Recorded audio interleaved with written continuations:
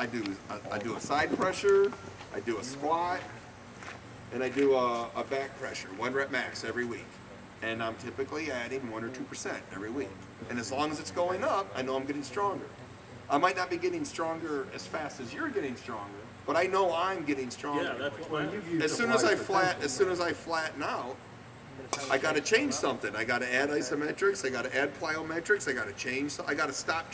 I got to stop doing JM presses and start doing shoulders. You know, I change my workout every 3 to 6 months. I change it after every single competition. I change my workout. The stress adaptation response as a repeat adult. So he's the one that. If you do the same things for 12 weeks, you're not going to get the same response, basically. As you did, like the newbie games, when you try something new, you'll get. Eventually, you're going to get the same result for what you do.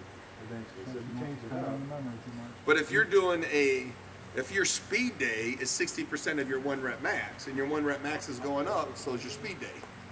But as soon as I drop a 1 rep max 2 weeks in a row, I change my volume exercises, so I push my 1 rep max right up again. So, and 12 weeks is 3 months. And I'm changing my workout every 3 to 6 anyways. Right? Yeah. Bob Brown said in an interview recently that John has never specifically trained for like he trained, but he never has specifically dedicated. I think that's kind of BS. That's kind of BS. First, John's got the absolute perfect mentality to come to practice. Because every single person who's ever practiced with John walks away thinking they can beat John. Because John doesn't win or pin everybody. John spends most of his time in practice in a losing position. So if you're primarily a top roller and he's a hooker, John only hooks him and only top rolls you. And he puts both of you in the advantage. To John, this is a job, right? So he gets paid for it, and John never lets the losses, and so John doesn't care if this kid right here has got an awesome hook. John will pull that kid in his perfect spot all day long, right? And then he doesn't. John's got the perfect attitude towards practice. He's the only true professional arm wrestler out there. It seems like But when he's got a match coming up, he will, if the guy's a top roller, John figures out his plan. He's got plan A, plan B, and that's what he trains in practice. So he might not train, I don't know what train specifically for a match does, but John doesn't train the same way in every practice, right? And John also doesn't waste a lot of time in practice pulling. John will help little people, but when John's at practice, John's there to train John, right? So if you're a stud and you're a stud and you're a stud and the rest of you are pussies, John pulls you 3 studs all day long, and then he takes pictures with the pussies. You know what I mean? Right. He doesn't spend his time.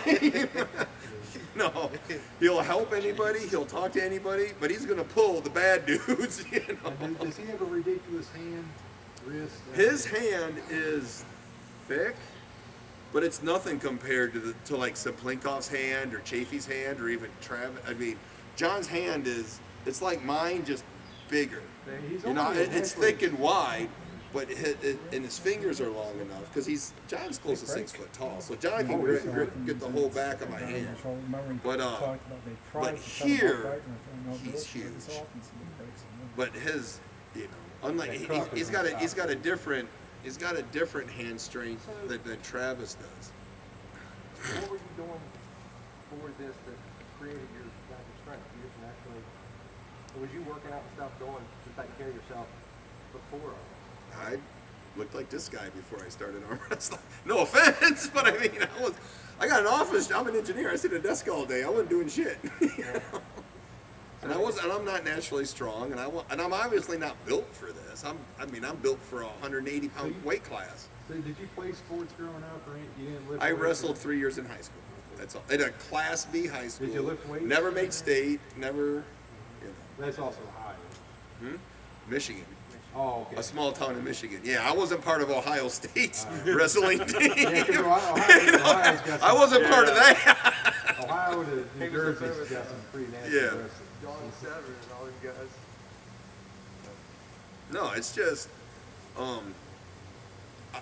I found the West Side Barbell System because you measure your strength, You measure it every single week, and if it's not going up, you change something, you make it go up every week. I don't believe in all of this. Like if you asked me to write your weightlifting program, I would give you exercises that I think you should start with. I'd have you 1 rep max out. I would figure out where you're weak. So if you're doing a 1 rep max this way, and your wrist flops back, I would give you a different set of exercises than you. If you held your wrist and you couldn't move it, I would say, okay, we got to strengthen your shoulders. But it's the same strategy. It's not complicated or difficult. But if you are not getting stronger every single week, we change something on your volume or something like that. But I advocate lots of side pressure pulley work, lots of the weight stacks here, a lot of parallel stuff, a lot of More about staying locked in the motion, not so much that, right? I don't care about the form, because if you're going to work to a 1 rep, you can only lift your maximum weight one way, right? I can give you let's say we're hammer curling. I can give you a 10-pound of dumbbell, and you can hammer curl it this way, you can hammer curl it this way, you can hammer curl it this way. But if your hammer curl max weight is 70 pounds, you're only lifting that one direction, right?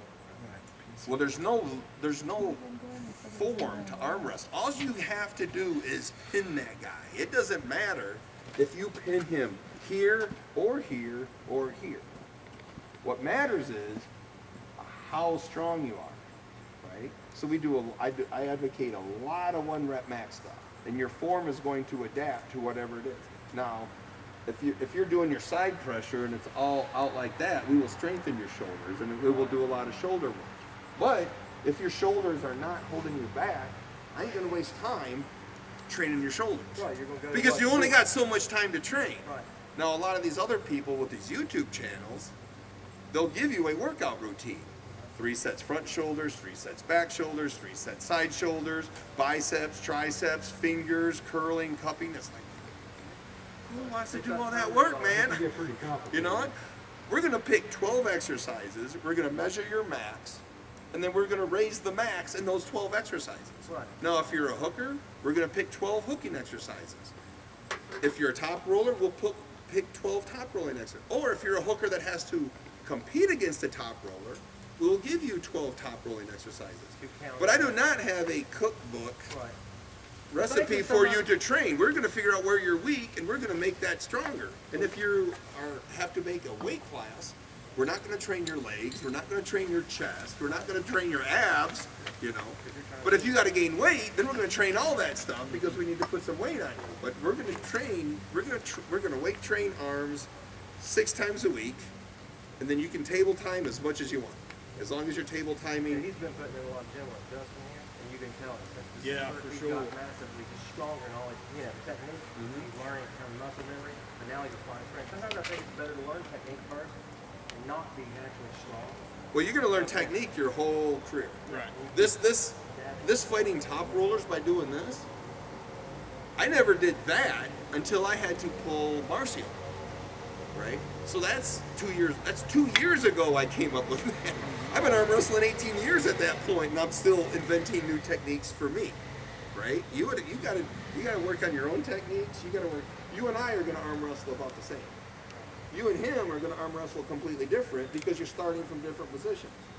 I can train you a lot more effectively than I can train him because he's coming like Devin could train you very well. Right. Devin ain't training me for shit, right? Because they're different. John Brezink, as smart as he is, offered me so little advice because his advice was always curl your wrist. Well, fuck John, if I could curl my wrist, I would curl.